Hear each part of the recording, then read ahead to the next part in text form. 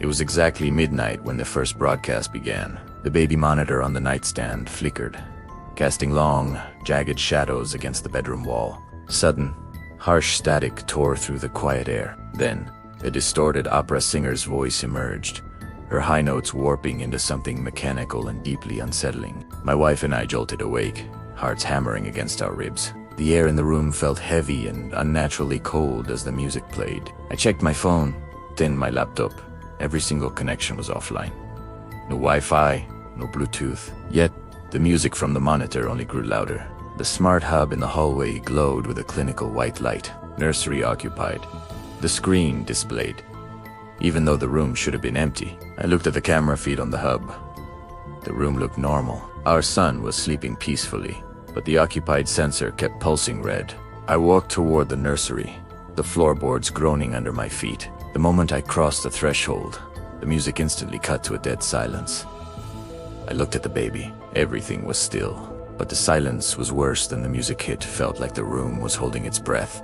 I left the room, closing the door softly. The second I stepped away, the monitor in our bedroom immediately started the distorted opera again.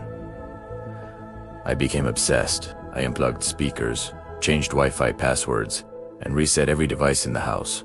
I even installed a new infrared camera. June 21st, 2026. The footage was normal until midnight. Static hit for 3 seconds, and then a low rhythmic procession sound began. I switched to the infrared view.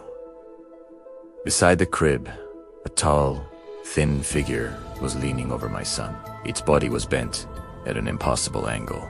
The figure's face was a flat, black void that seemed to absorb the very light around it.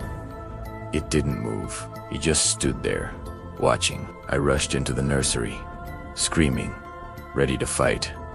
But the room was empty. There was nothing there but the smell of old dust. I looked back at the phone in my hand. The monitor screen still showed the figure standing right next to the empty crib.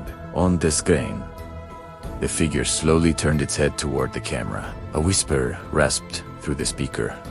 She remembers the child. By sunrise, we had packed everything we could carry. We left the flat, leaving the monitors and the smart home behind, hoping to escape. I took one last look at the monitor left on the floor. The smart hub flickered, and the device name suddenly changed. It now read Midnight Broadcast Receiver 2.